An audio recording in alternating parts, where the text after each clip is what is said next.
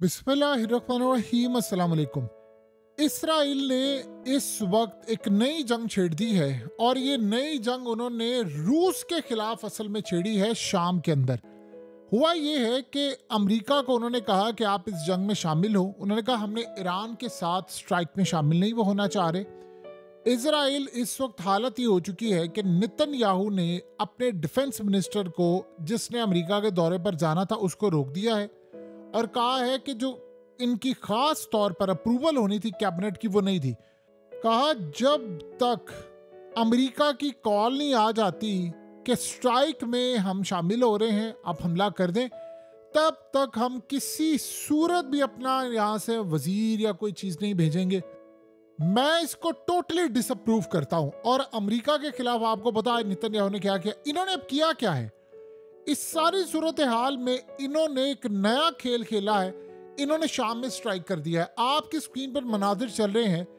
इन्होंने बिल्डिंग्स पर जाकर निहत्थे लोगों पर स्ट्राइक किया है, एग्जैक्टली जिस तरह गजा में स्ट्राइक किया था, जिस तरह बैरूत में किया, और अब ये शाम में स्ट्राइक कर दिया। अब आपको बात समझ आएगी कि शाम के मुतल्लिक जो कहा गया है कि ये मैदान सजना है, यहाँ पर लड़ाई होनी है, ये उस वक्त लेबनान और शाम में सारी चीज़ें एक ही थी। अब ये जो असल में सूरत हाल होने वाली है, यहाँ पर इतनी तबाहकुन यानी इस वक्त स्ट्राइक की इन्होंने कोशिश की और वहाँ पर जाकर स्ट्राइक किया। ये पैगाम उन्होंने दिया है रूस को। ये अमेरिका को कह रहे थे आप इस जंग में है, अब वो नहीं आ रहा। तो उनको एक चीज़ नहीं समझ आई है कि हमने काम ये करना है कि एक तीर से करे तीन शिकार। इन्होंने दमिश्क में हमला कर दिया है, पैगाम इन्होंने दिया है रूस को। रूस ने असल में 2 दिन पहले इनको वार्न किया था कि अगर आपने शाम के अंदर हमला किया तो फिर आप जिम्मेदार होंगे। और आपको पता है कि गोलान हाइट्स पर ये लोग अपनी फौजें लेकर चले गए थे, यानी रूस के लोग इस वक्त हाई अलर्ट हैं। तो उन्होंने इनको मना किया था कि आपने यहाँ पर स्ट्राइक नहीं करना। अब बहुत सारी जगहों की इन्होंने जिम्मेदारी ली है, लेकिन बहुत सारी जगहों पर इन्होंने अपने डिफेंस सिस्टम नहीं लगाए हुए।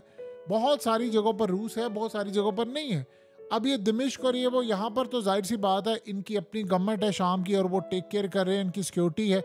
तो इन्होंने काम ये किया कि रूस को प्रोवोक किया है, उनको उकसाया है कि हमने दमिश्क के अंदर आकर बिल्डिंग्स उड़ा दी हैं और कहा है कि जी वहाँ पर कोई फलाना जी फ़लस्तीन का बंदा था, जी फलाना यहाँ पर हमने 4 के करीब मार दिया है ईरानी, और जो भी सूरत हाल है। असल में इन्होंने पैगाम ये दिया है कि हमने हमला कर दिया है और रूस को इन्होंने क्लियरली कहा है। और ये बात आप ज़हन में रहे कि 2 से 3 दिन पहले रूस ने बड़ा क्लियरली कहा था कि तमाम के तमाम जितने भी रूसी हैं वो इजराइल छोड़ जाएं। और आपको पता है कि इजराइल के अंदर तकरीबन 16 लाख के करीब रूसी रहते हैं। और आपको पता है कि 16 लाख लोगों का मतलब है कि इंजीनियर्स, डॉक्टर, ये वो। तो उन्होंने कहा था सारे के सारे मुल्क छोड़ जाएं, यहाँ पर बहुत तबाही होने वाली है।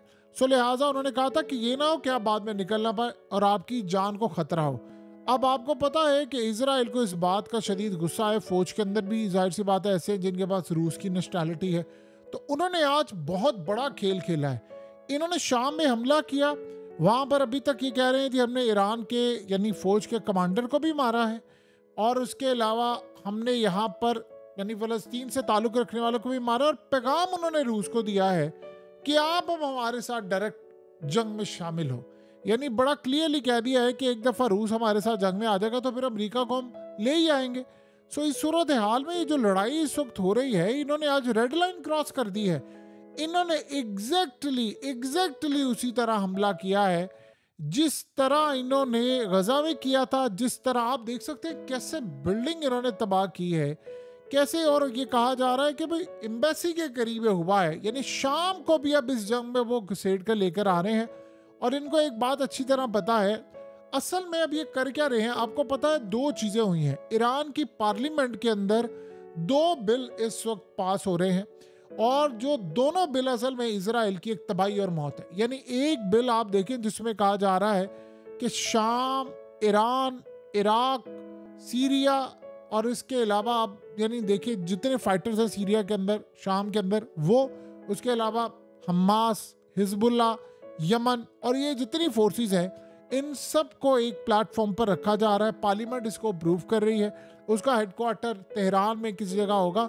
हर एक फोर्स का एक नुमाइंदा बैठा होगा और जो ईरान के अंदर यानी सारा कुछ होगा, मिलकर अब लड़ाई करेंगे। नेटो तर्ज का ये ऑपरेशन होगा, यानी उसमें सारी फोर्सेस होंगी। बाद में प्लान ये है कि कई इस्लामिक कंट्रीज उसको ज्वाइन करवाना है, चाहे वो अफगानिस्तान से हो सकता है कल को रूस आ जाए, हो सकता है कल को चाइना लेटर ऑन जब वो ताइवान की लड़ाई छेड़ेंगे तब की बात है, चाहे 2-4 साल बाद की सही, लेकिन ये लड़ाई हो रही है। और दूसरा उनको ये बात पता है कि इसराइल पर जब हमला हुआ है रिसेंटली, ये हमला इतना तबाहकुन था कि एक तो रूस को पता चल गया था, पहले ही उनको पता था कि ईरान के मिसाइलों की अफादियत क्या है, तो उन्होंने यूक्रेन पर इस्तेमाल वो करे थे। तो उन्होंने काम ये किया है कि इसका बदला लिया रूस से। आपको पता है कि ईरान ने जो हमला किया उसके बाद से दुनिया भर में ईरान के मिसाइलों की डिमांड आसमान पर चली गई है, क्योंकि सारे डिफेंस सिस्टम उन्होंने बीट कर दिए हैं। अब रूस को उन्होंने उकसाया है कि हमारे साथ आ जाओ मैदान में लड़ाई करने के लिए। उसको प्रोवोक किया है कि ये हम पर हमला करे, हमारी लड़ाई छिड़ जाए रूस के साथ भी। तो रूस के खिलाफ तो ऑलरेडी इतने बड़े पैमाने पर नेटो और ये वो तैयारी करे। अभी तक नेटो शामिल तो नहीं हुई, प्रॉपरली हमला तो नहीं किया, लेकिन यूक्रेन से वो करे। तो वो अब ये चाह रहे हैं कि हम यहाँ पर भी महाज खोल दें, तीसरा महाज भी खोल दें, और इसके बाद फिर हम अमेरिका को कहें कि अब तो रूस भी हमारे साथ लड़ाई में कूद पड़ा है, लिहाजा तुम आ जाओ। आपको पता है कि शाम के अंदर पहले ही अमेरिका ने बहुत सारा इलाका जो है वो कब्जे में लिया हुआ है गैर कानूनी तौर पर।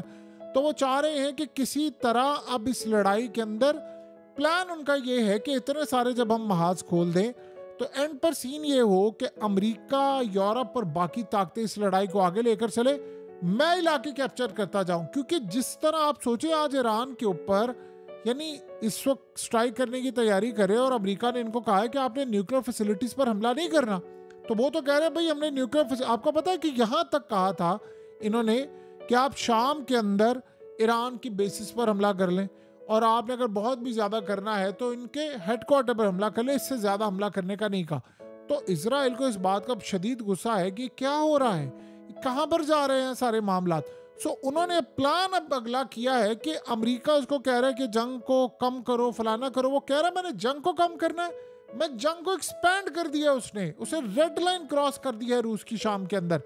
और इस सूरत हाल में ये तब हुआ है जब रिसेंटली ईरान के फॉरेन मिनिस्टर शाम गए, और प्लान वहां से ये बन रहा था कि ईरान ने अब रिटेलिएट जो करना, लेट से इजराइल हमला करता है तो वो शाम से रिटेलिएशन कर दें, शाम से यानी हमला करें और सीधा इजराइल पर जाकर हिट हो। तो ये इस वक्त की सूरत हाल जो चल रही है वो इजराइल का बिल्कुल कंट्रोल से बाहर हो गया है, वो किसी की नहीं सुन रहा। उन्होंने एक नई जंग छेड़ दी है। अब वो अमेरिका को जबरदस्ती इसमें घुसेड़ कर लेकर आएंगे कि आपको हम घसीटेंगे, आप इस जंग में शामिल हो। और बड़ी लड़ाई इस वक्त इजराइल ने शुरू कर दी है। और आपको पता है कि इस वक्त रूसी मीडिया पर इतना शदीद रिएक्शन आया है कि उन्होंने कहा है कि इन्होंने हर हद पार कर दी है। यानी आप ये सोचें कि वो कह रहे हैं जी इजराइली ने जो स्ट्राइक करना था वो तो उन्होंने कर दिया, लेकिन इसके साथ वो कह रहे हैं कि नहीं हिजबुल्लाह के ऑफिशियल्स को भी मार दिया है, हमने फलाने को भी मार दिया है, इसको भी मार दिया है। असल में हुआ ये है कि रिसेंटली आपको पता है कि 7 अक्टूबर को 1 साल हुआ, तो रूस ने मजम्मत नहीं की, बल्कि उन्होंने ये कहा कि इसराइल ने बर्बादी की है और इसराइल पूरी दुनिया के अंदर तबाही का जिम्मेदार है। ये बात असल में इसराइल को खटक रही है। और सबसे बड़ी बात यह है कि 16 लाख शहरी उसके यहाँ पर मौजूद है। अल्टीमेटली ये लड़ाई होनी है रूस के दरमियान और इसराइल के दरमियान। और रूस ने, आप सोचें कि आज जो सूरत हाल हुई है कि इस्फहान में एक हमले की आवाज़ आई और पता ही चला कि कोई वहाँ पर धमाका हुआ है, तो बाद में इंफॉर्मेशन सामने आई कि S-400 का टेस्ट उन्होंने किया था। और S-400 वो वाहिद ऐसी प्रोडक्ट है Su-35 के साथ, अगर ये दो यानी S-400 तो है, Su-35 भी अगर हो जाए तो ये आसानी के साथ इसराइल के F-35 को गिरा सकते हैं। अगर इसराइल ने अब तक हमला नहीं किया ईरान पर तो उसकी एक ही वजह है कि याद करें पिछली दफ़ा भी इन्होंने हमला किया था और अब भी हमला किया है, कि इसकी एक ही वजह है कि S-400 लगा हुआ है वहाँ पर, हमला इन्होंने फिर भी करना है। S-400 असल में एंटी स्टेल्थ है, स्टेल्थ टेक्नोलॉजी को डिटेक्ट करता है, 400 किलोमीटर दूर तक डिटेक्ट करता है, 98,000 फीट की बुलंदी तक भी डिटेक्ट करके हमला कर सकता है। तो इनको पता है कि और तो किसी ने हमला यानी करना या नहीं करना, हमने करना, और तो किसी ने इनकी मदद नहीं की।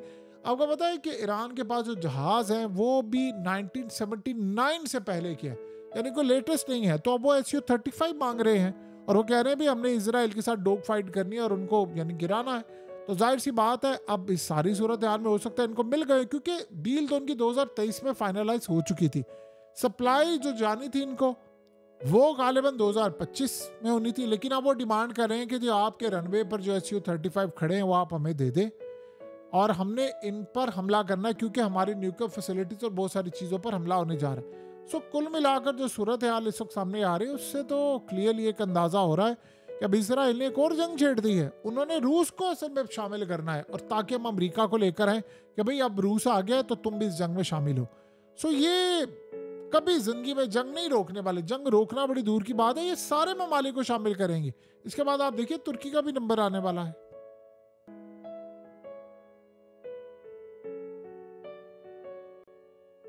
हकीकत टीवी को सब्सक्राइब करना मत भूलें, वीडियो को लाइक करें, शेयर करें और कमेंट सेक्शन में अपनी राय का इजहार ज़रूर करें।